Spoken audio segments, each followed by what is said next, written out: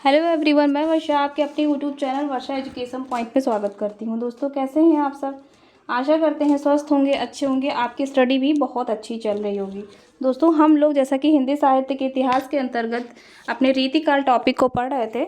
रीतिकाल की विशेषताएं, नामकरण और सब मैंने आप लोग को बहुत अच्छे से बता दिया हुआ है। उसके बाद दोस्तों हम लोग महत्वपूर्ण रीतिकालीन कवियों को जो है अच्छे से कवर कर रहे हैं। तो आशा करते हैं वो क्लास आप लोग को सारी बहुत अच्छे से समझ में आई होगी और उम्मीद करते हैं आप लोग नोट्स भी बनाते हुए चल रहे हों। अगर नोट्स नहीं भी बना रहे हैं दोस्तों तो भी कोई प्रॉब्लम नहीं है, बट जो सामान्य जानकारी है वो तो आप वीडियो के थ्रू 2-3 बार देखोगे तो रिवाइज हो जाएगा। बट जो ये रचना है ना, तो वो आप लोग को लिखना पड़ेगा। बिना लिखे आपका याद होने वाला नहीं है, क्योंकि एक एक कवि की मैंने अलग अलग जितनी भी इम्पोर्टेंट रचना है वो बताया। उसके साथ उसके अंतर्गत जो उसका वर्ण विषय है वो भी आप लोग को इस नोट्स के माध्यम से दोस्तों प्रोवाइड कराए हैं। तो वो आप लोग को लिख लिख के यही याद करना पड़ेगा, वरना भूल जाएगा। क्योंकि कुछ लोग की रचनाएं कुछ लोग अन्य कवियों से काफ़ी ज़्यादा मिलती जुलती हैं, तो उससे जो है आप लोग को काफ़ी ज़्यादा दिक्कत हो जाएगी, एग्जाम में कन्फ्यूजन हो जाएगा। तो जो लिखते हैं ना वो हमारे सेकेंडरी मेमोरी में एक तरीके से स्कैन हो जाता है। इसलिए जो रचना है दोस्तों वो आप लोग को लिख लिख के याद करनी है। ठीक है, तो अपनी क्लास को हम लोग आगे बढ़ाते हैं। तो देखते हैं, हम लोग पढ़ने वाले हैं दोस्तों सेनापति के बारे में। सेनापति का जो जन्म हुआ है वह 1589 ईस्वी में हुआ है। ठीक है, ये आप लोग को याद रखना है। फिर उसके बाद सेनापति जो है गंगाधर दीक्षित के यहाँ जो है पैदा हुए थे। हीरामणि जो थे वह इनके दीक्षा गुरु थे। ठीक है, आप लोग को ये याद रखना है कि जो सेनापति थे उनके दीक्षा गुरु कौन थे? वो जो है इनके हीरामणि दीक्षित जो है इनके गुरु थे। फिर है सेनापति जो है किसके उपासक थे? सेनापति जो है राम के उपासक थे। और दोस्तों मैंने बताया था आपको जो केशव दास जी थे वो भी जो है राम के उपासक थे। आप लोग को ये भी याद रखना है। ठीक है, केशव दास जी ने भी रामचंद्रिका लिखी थी और उसका प्रकाशन वर्ष आप लोग मुझे कमेंट करके बताइए कि जो केशव दास ने रामचंद्रिका लिखी है उसका प्रकाशन वर्ष क्या है। फिर अब पढ़ना है हम लोग को कि सेनापति के बारे में। जो इन्होंने दोस्तों काव्य कल्पद्रुम नामक साहित्य शास्त्र निर्मित किया जो कि अप्रकाशित है। ठीक है, लेकिन आप लोग को ये भी याद पढ़ना ही पड़ेगा। पूछ सकता है इनका कौन सा ग्रंथ है जो अप्रकाशित है साहित्य शास्त्र में जो निर्मित है, तो वह कौन सा है? वह है काव्य कल्पद्रुम। ठीक है, ये आप लोग को याद रखना है। फिर इनका दूसरा महत्वपूर्ण ग्रंथ है जहाँ से एग्जाम में बहुत अच्छे अच्छे प्रश्न बन के आते हैं, वह है कवित्त रत्नाकर। इनका जो कवित्त रत्नाकर है वह क्यों इम्पोर्टेंट है दोस्तों? यह जो है 5 तरंगों में डिवाइड है। 5 तरंगों में जो डिवाइड है, अब वो तो आप लोग को पढ़ना ही है। यह 5 तरंग में है। अब किस तरंग में किसका वर्णन किया हुआ है, यहाँ से प्रश्न आता है। ठीक है, ये हुई स्मार्ट स्ट्रैटेजी पढ़ने की। सिर्फ और सिर्फ रचना नहीं पढ़ना है, रचना के अंदर भी दोस्तों आप लोग को सारी चीज़ें पढ़नी है। तो देखते हैं हम लोग। प्रथम तरंग में जो है श्लेष अलंकार का वर्णन किया हुआ है। द्वितीय तरंग में श्रृंगार का वर्णन है। तृतीय तरंग में ऋतु का वर्णन है। चतुर्थ तरंग में रामायण का वर्णन है। पंचम तरंग में राम रसायन का वर्णन है। तो इसमें भी देखा जाए ना तो ये प्रथम तरंग और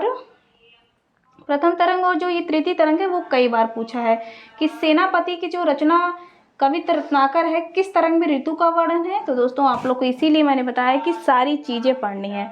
आप लोग जाके देखिएगा, या फिर मैं रीतिकाल जब खत्म होगा तो आप लोग को जब क्वेश्चन कराऊंगी ना, सारे इसी नोट्स के माध्यम से आप लोग को सारे प्रश्न आप लोग खुद हल करोगे। हाँ, पंक्तियाँ छोड़ के, क्योंकि पंक्ति अभी बहुत ही है रीतिकाल में जो कवि हैं। फिर भी मैं क्लास नोट्स के बाद आप लोग को जो थोड़े थोड़े एक आध कवियों के बारे में बता दे रही हूँ, पढ़िए। लेकिन इसके बाद भी मैं आप लोग को जो भी प्रसिद्ध पंक्तियाँ हैं वो मैं आप लोग को वो भी करा दूंगी, लेकिन ये भी आपको पढ़ते हुए चलना है। तो ठीक है, कवित्त रत्नाकर में हम लोगों ने पढ़ लिया कि 5 तरंग में डिवाइड है, इसका विषय पढ़ लिया। अब आते हैं हम लोग महाकवि देव के बारे में पढ़ते हैं। देव का जो जन्म हुआ है वह हुआ है 1673 ईस्वी में। 1767 ईस्वी में इनकी जो है मृत्यु हुई थी। इनका जन्म कहाँ हुआ था? इनका जन्म हुआ था दोस्तों इटावा में। अब पूछता है कि जो है महाकवि देव का मूल नाम क्या है? महाकवि देव का मूल नाम है देवदत्त। नाम से स्पष्ट हो रहा है, लेकिन भाई मूल नाम में अगर देवदत्त ना पता हो तो कुछ भी दे दे। ठीक है, देवेंद्र दे दे, कुछ भी दे दे, तो देवदत्त है। किसका मूल नाम? वह देव का है। देव जो है आचार्य और कवि दोनों के रूप में प्रसिद्ध हैं।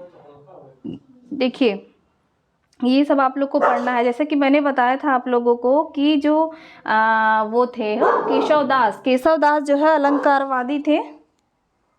दोस्तों मैंने जो है आप लोग को केशव दास जी के बारे में बताया था। ये अलंकारवादी जो है कवि थे और आचार्य भी थे, और प्लस उसके बारे में आप लोग को बताया था कि इनको जो है कठिन काव्य का प्रेत भी कहा जाता है।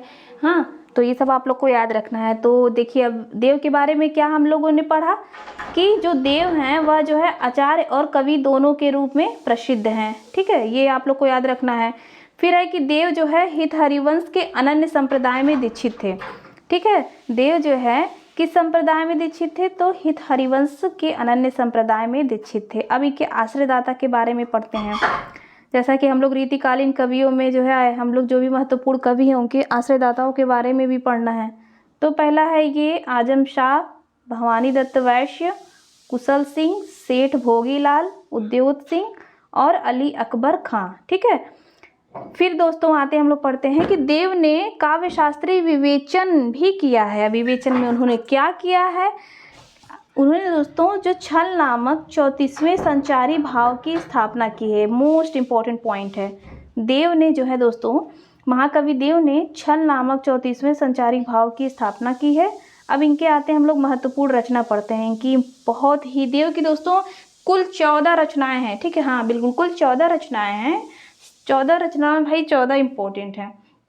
ठीक है, और इनकी रचनाओं के खासतर बात यह है कि इन्होंने रचनाओं में किस किस का वर्णन इनकी रचनाओं में किया गया है, ये भी पूछता है एग्जाम में।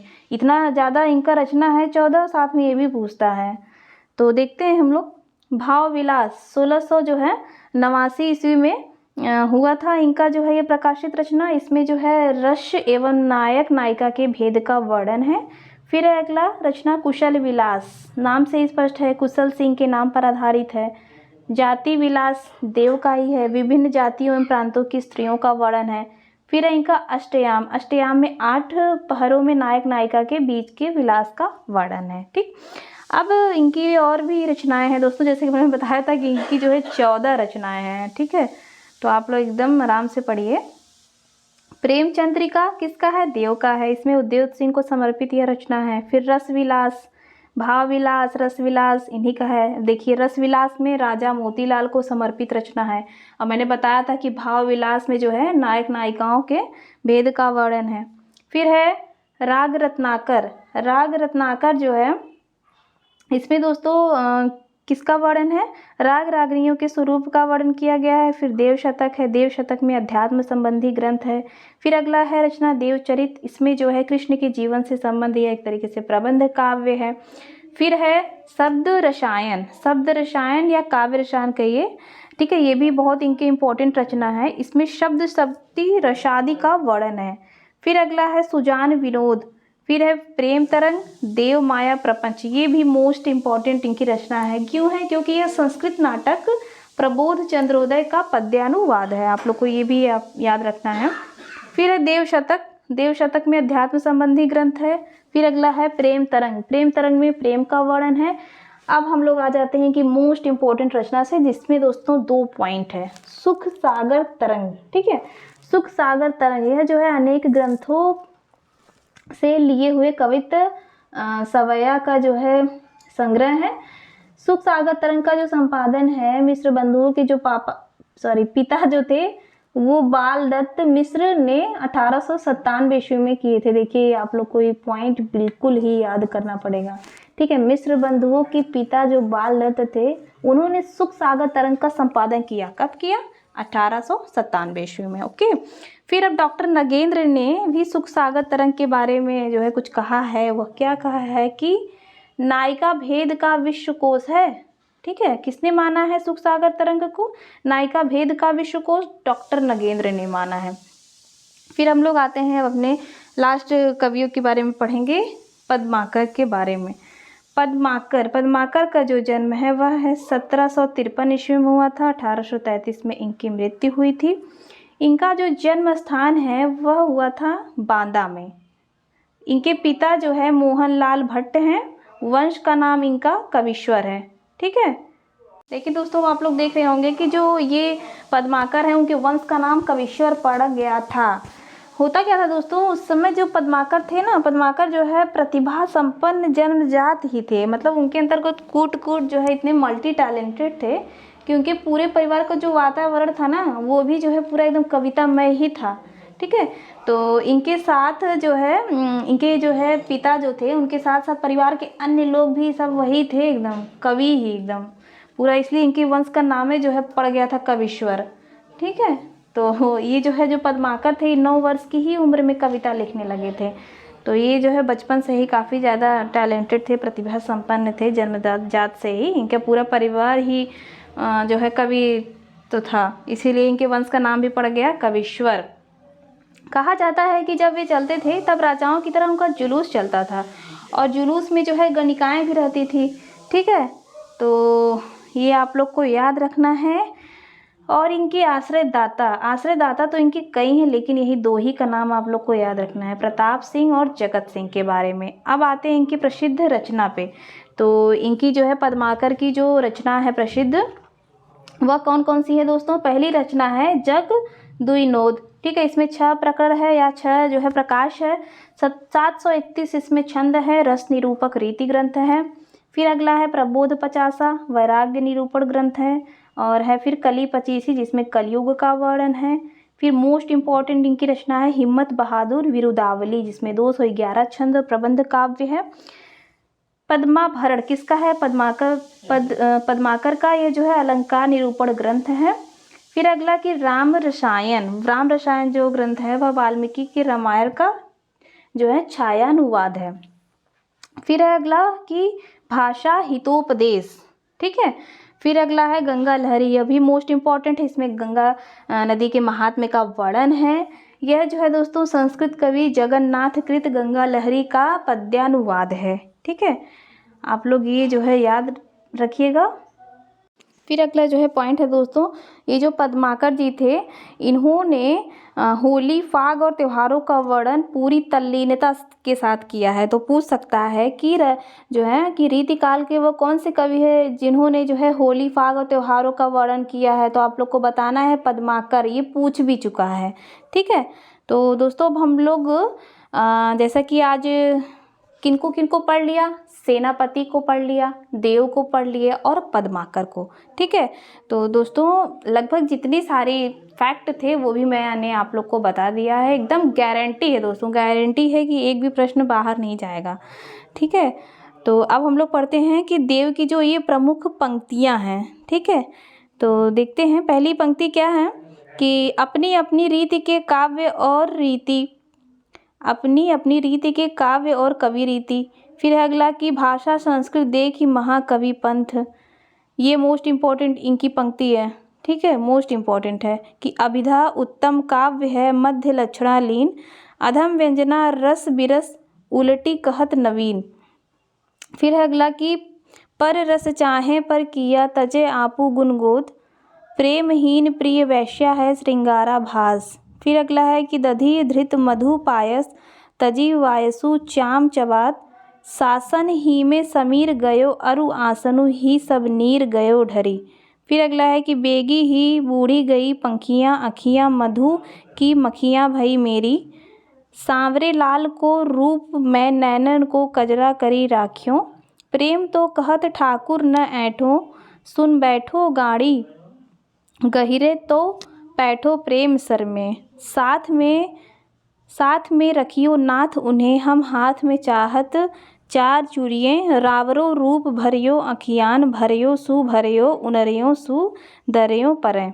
फिर अगला है कि बंसी व तट नट नागर नट तुमो। अगला है कि है उपजे रज बीज हिते बिनसे तू सबय छिति छार के छाड़े, एक से देखूं कछु न बिसेखूं ज्यों एकय उनहार कुन्हार के भाड़े, तापर ऊंच और नीच विचारी वृथा बकियाद बढ़ावत चाड़े, वेदन मूद कियो इन दुंदुकी सूद अपावन पावन पाड़े।